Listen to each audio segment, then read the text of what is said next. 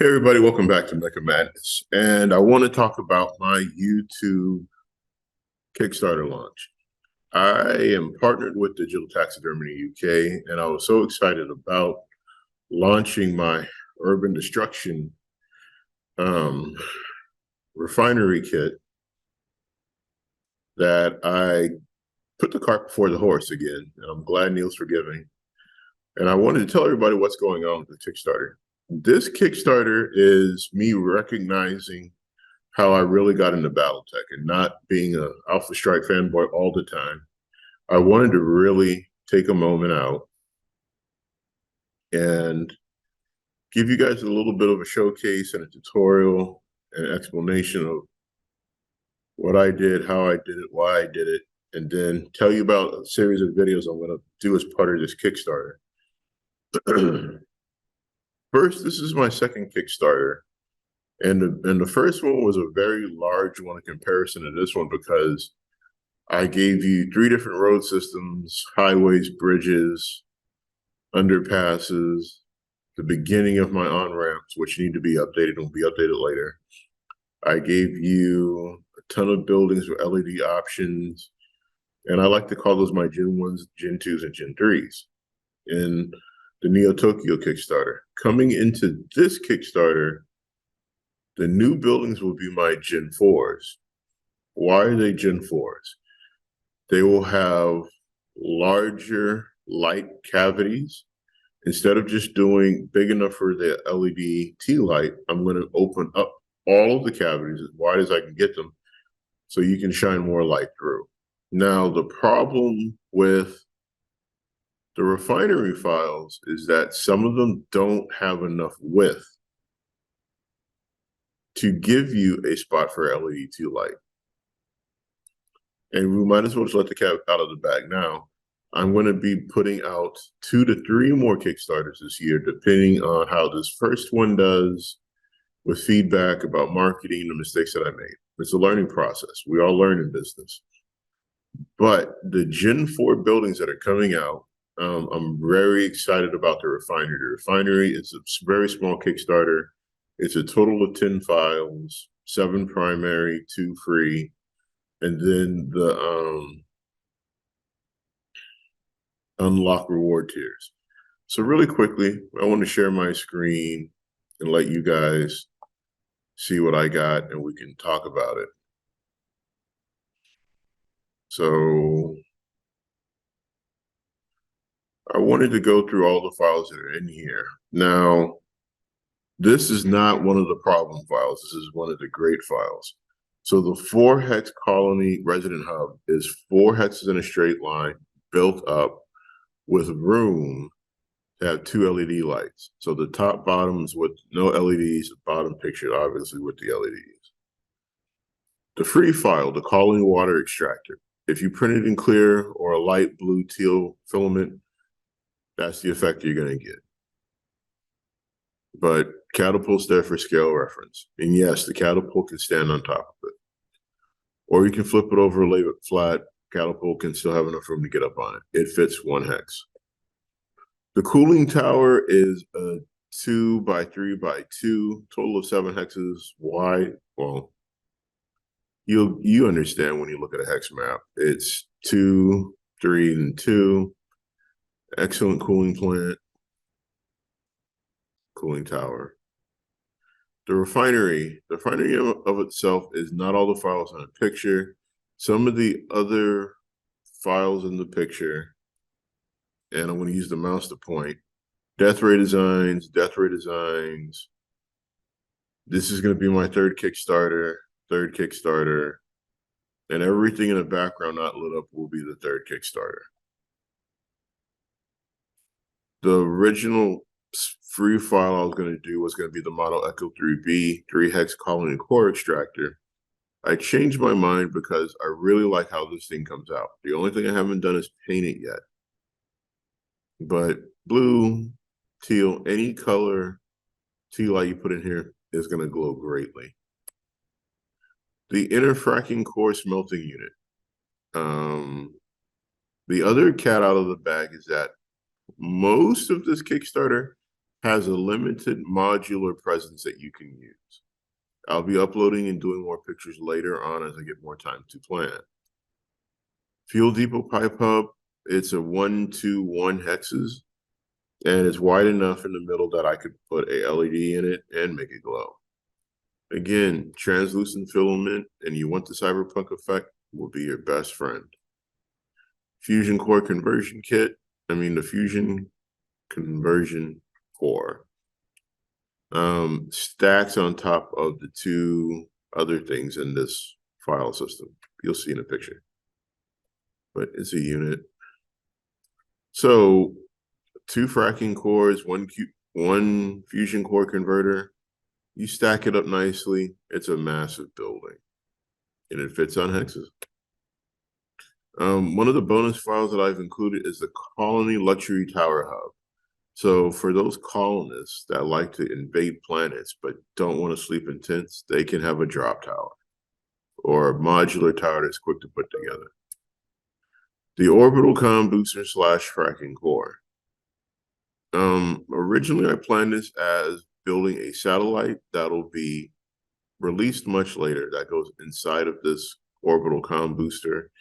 But when you put the smelting fracking core in it, it's just one big chunk of plastic. If you want alternate effects, as you'll see in other pictures later, use different color filaments. Orbital cannon is one of the bonus files. I didn't make it rotate or tilt because I was having a hard time with the joint system that I had originally planned on. So I made it a vertical service to orbit cannon. Archers in there for scale. Pumping station, refinery, smelting plant. I am really proud of this file because it will fit on an Ender 3, guaranteed. You just can't use any surface adhesion, no brim, no raft, no nada. You just got to go with faith. Or you squeeze it down a little bit, it'll still work. Again, one of the other modular pieces, orbital cannon, corporate tower, 2 of the unlock bonuses for reaching certain amounts on the Kickstarter. I think it's $300 for both. And that's that. So I'm really looking forward to this Kickstarter being successful. The next Kickstarter will be the urban destruction as seen in the background. A lot of feedback from the first Kickstarter came late. I got a random email and a couple of messages on Instagram about the call of classic players. I grew up on classic BattleTech before there was miniature rules with rulers, and the BattleTech continued from the mid-90s. And the problem I always had was, why are we still arguing over paper maps? Why can't we build up? And if you pay attention to my Instagram, 30 Years a Dream, literally, I found out about BattleTech when I was 9 going on 10, and my family was living at Torrejon Air Force Base in Spain. The Citytech box was in there, and I always was $5 short. My dad just didn't want to give me the money to get the Citytech box. Well, I got my own Citytech box, Dad, thanks.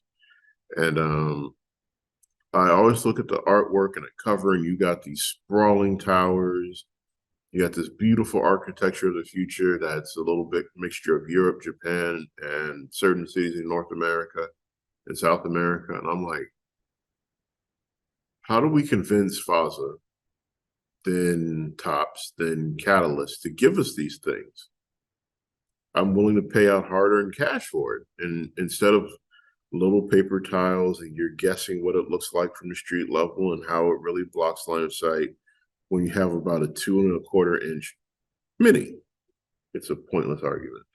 So 30 Years a Dream for me was realizing with my self-taught skills, stuff I learned from YouTube and various channels, and having the blessing of a Raspberry Pi and a Sunlu 3D printer for a large bet, I could build my dreams. So this Kickstarter, the Refinery, I wanted to start off with a simple map that only had so much concrete space and give you building options to fit that concrete space. That way you could see it, you could enjoy it, you could play around with it, you could build up, you could scale down, you could fill the map if you wanted to. and I hope you all truly enjoy it. I'll be adding more footage lit up after I finish talking here, and please support the Kickstarter. It's a pay what you want. The goal is $700, so I can buy a third printer and start producing for retail kits. The goal with the retail kits is retailers will be able to reach out saying, hey, we want to support you. Here's X amount of dollars. Send us pre-packaged kits that we can put on the shelf and sell. I really want to launch out my product line and support tabletop gamers all over the world. The guys in the UK, thank you. The guys in Spain, thank you. The guys in Ukraine, God be with you. That's really rough what you're going through, but thank you when you do pop on and drop a couple of likes on Instagram or YouTube. I really do appreciate it. The goal one day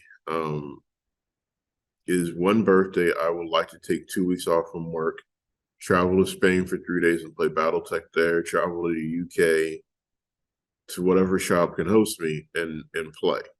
I really want to maybe hit Germany if I get a Euro pass, but we'll see. But right now, focusing on the Kickstarter, goal 700. I'm already up to 145 by the time of this video. Hit the early bird specials, buy the retailers kits, buy the commercial license. I really want to support other designers. I try to support other designers by buying the commercial licenses. And I really want the best for everyone in the community. So if you have feedback, you don't like a building, it didn't print well, please drop me a line. If you are seeing this, I'm going to link my Mini Factory, my Colts 3D, and other files out to you guys, including digital taxidermy.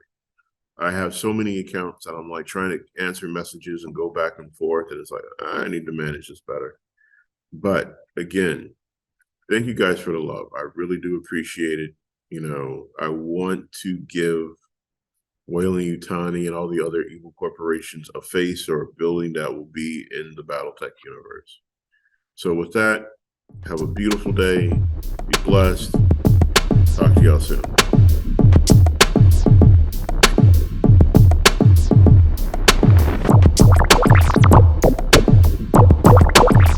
This part of showcasing what the refinery is going to look like is that I wanted to give you all of your options in one spot so you could see how every individual building would be lit up. I'm using orange filament, which will be in the description below, and you can see how using the mint green and the strong blues pop out specific buildings based on the filament that's used. The orange buildings do better with purple tea lights or clear. The buildings that are on the Citytech side that are mint green do great with blue and purple. But the refinery specifically designed to pop out. I would recommend a red filament or orange filament, and then the next step will be me doing the painting process. This specific video that we transition to shows how mech silhouettes pop out in the dark really well. If you had a soft, darker color lamp, you could actually see that all the mechs are red, or the one Mauler is gray and blue with some khaki legs. However, again,